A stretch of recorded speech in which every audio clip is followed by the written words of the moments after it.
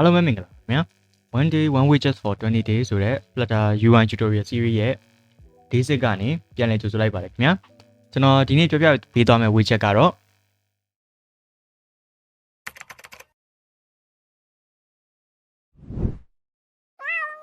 row widget ဆိုတော့ကျွန်တော်တို့ဒီ emulator မှာကြည့်မယ်ဆိုလို့ရှိရင်အရင်တစ်ပတ်ကလုတ်သွားတဲ့ hello home ဆိုတဲ့container လေးရှိမယ်ပေါ့နော်ဒီ container ကိုကျွန်တော်ကဘေးမှာပေါ့နော်နှစ်ခုသုံးခုလောက်ထည့်ခြင်းနေဆိုလို့ရှိရင်ကျွန်တော်တို့အနေနဲ့ row widget ကိုသုံးနေပေါ့နော် okay row widget ကဘာလဲဆိုတော့နာမည်ကိုဖတ်လိုက်တာနဲ့နားလည်မယ်လို့ထင်ပါတယ်ပေါ့နော်သူက row ဆိုတာ table တစ်ခုမှာဆိုလို့ရှိရင် row အတိုင်းတိစောက်ပေးတယ်ပေါ့နော်သူက widget တွေကိုသူကဘာတွေလက်ခံလဲဆိုတော့သူကလည်းပဲ widget တွေကို list အနေနဲ့လက်ခံတယ်ဒီမှာဆိုလို့ရှိရင်တော့ကျွန်တော်အရင်နေ့ကလုပ်ထားတဲ့ container ကိုပဲ3ခုထည့်လိုက်မယ်ပေါ့နော် list အနေနဲ့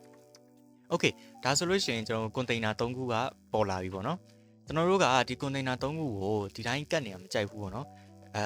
manually လည်းလိုက်ပြီးမညှိချင်ဘူးပုံမှန်ဆိုလို့ရှိရင်တော့ spacing နဲ့လိုက်ပြီးညှိလို့ရတယ်ပေါ့နော်ဒါပေမဲ့ manually လည်းလိုက်ပြီးမညှိချင်ဘူးပေါ့ပြီးလို့ရှိရင်ကျွန်တော် screen အပြောင်းသွားလို့ရှိရင်လည်းဒီလိုက်ပြီးပြောင်းစေချင်တယ်ဆိုလို့ရှိရင်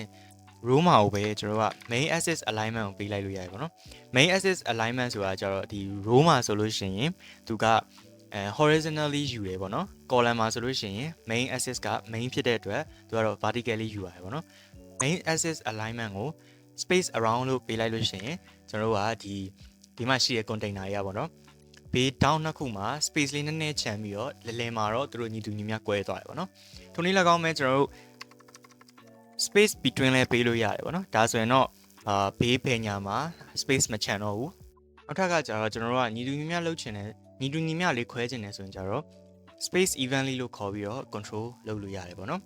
ဒါကတော့ main axis alignment ပေါ့နော်သူ့မှာလည်း cross axis alignment ဆိုတာရှိရပေါ့နော် row မှာကျတော့ cross axis alignment ကကျတော့ main စမ်းချင်ပဲဖြစ်တယ် down လိုက်ပေါ့နော် vertical ကို cross axis alignment ဖြစ်သွားမယ်ပေါ့နော်ဒီမှာဆိုလို့ရှိရင်လည်းကျွန်တော်တို့ baseline ဆိုလို့ရှိရင်ကျွန်တော်တို့သတ်မှတ်ထားတဲ့နေရာတစ်ခုရဲ့အောက်ဆုံးမှာထားမလားပေါ့ end ဆိုလို့ရှိရင်ကျတော့ညာဘက်ချမ်းမှာထားမလားပေါ့ start ဆိုတာကျတော့ဘယ်ဘက်ချမ်းမှာထားမလားပေါ့စသဖြင့်ရွေးလို့ရတယ်ပေါ့နော်ကျွန်တော်ဒီမှာတော့ center ပဲရွေးထားလိုက်ပါခင်ဗျာကဲ၍ကျွန်တော်တို့ကဒီမှာ space evenly ပြည့်နှက်သွားရုံတွေမကောက်ဘူးပေါ့နော်ဒီကြားထဲမှာကျွန်တော်တို့ custom spacing ထည့်ခြင်းလဲဆိုလို့ရှိရင်လည်း spacing ဆိုတဲ့ parameter ကိုခေါ်ပြီးတော့ကျွန်တော်တို့နှစ်သက်ရာ value ပေးပြီးတော့ထည့်လို့ရပါတယ်ခင်ဗျာဆိုတော့ row widget ကတော့ဒီလောက်ပါပဲအားလုံးကိုကျေးဇူးအများကြီးတင်ပါတယ်ခင်ဗျာ